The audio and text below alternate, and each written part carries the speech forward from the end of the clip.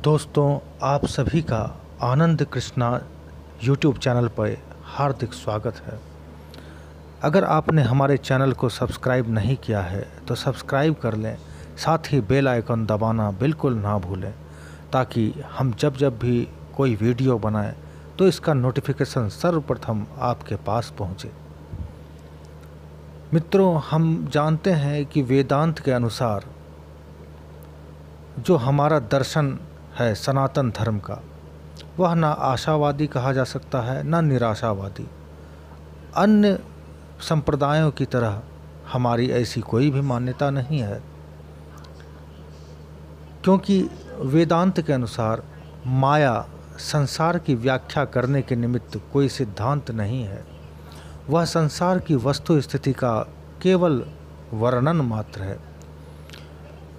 हमारे अस्तित्व का आधार तो केवल विरोध ही है। इन्हीं प्रचंड विरोधों के माध्यम से हमें जाना होता है।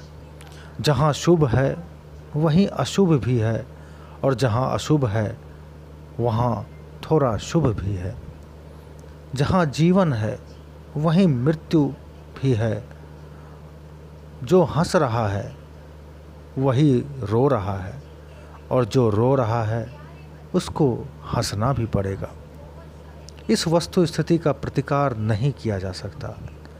हम भले ही ऐसे स्थान की कल्पना करें या ऐसे समय की कल्पना करें जहाँ और जब केवल शुभ ही रहेगा, केवल नीति ही रहेगी, अशुभ और अनीतियाँ तो फटकेंगी भी नहीं।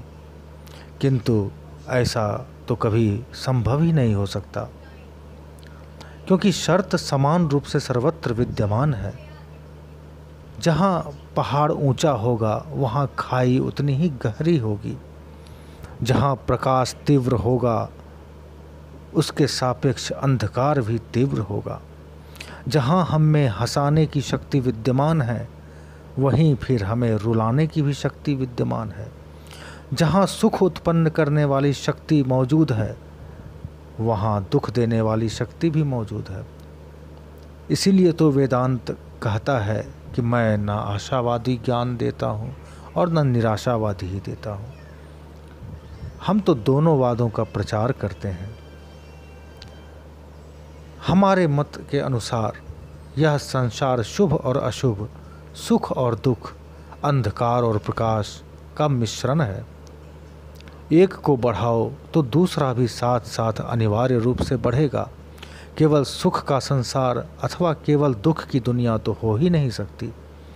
इस प्रकार की धारणा परस्पर विरोधी है, किंतु इस प्रकार का मत व्यक्त करके और इस विश्लेषण के द्वारा वेदांत ने इस महान रहस्य का भेद किया है कि नीति और अनीति, शुभ और अशुभ, ये दो एकदम विभिन्न पृथक सत्ताएं नहीं है। इस संसार में ऐसी कोई भी वस्तु नहीं जिसे केवल शुभ और नीति जनक या केवल अशुभ और अनीति जनक बताया जा सके। एक ही घटना जो आज शुभ मालूम पड़ती है कल अशुभ हो सकती है। एक अग्नि को ही लें जो एक व्यक्ति को दुखी करती है और दूसरे को सुखी बनाती है। एक अग्नि बच्चे को जला सकती है और वही भूख से मरते व्यक्ति के लिए स्वादिष्ट खाना भी पका सकती है। कल जो शुभप्रद लगता था आज वह वैसा नहीं लगता है, आज अशुभ जैसा लगता है। वेदांत कहता है कि एक समय ऐसा अवश्य आएगा जब हम पीछे नज़र डालेंगे और उन आदर्शों पर हंसेंगे जिनके कारण अपने इस क्षुद्र व्यक्तित्व का त्याग करते समय हमें भय का संचार होता है। हमें ध्यान देने योग्य यह बात है कि हमें जब द्वंद्व को स्वीकार करना होता है माया के अधीन, तो हमें ऊंच नीच, अंधकार प्रकाश, शुभ अशुभ और नीति अनीति दोनों को स्वीकार करना पड़ेगा। ऐसा नहीं होगा किसी समय कि हम कर्म करें और इतना अच्छा कर्म करें, धर्म करें, तो एक दिन सब शुभ ही शुभ होगा, नीति और नीति ही होगी। ऐसा बिल्कुल नहीं हो सकता।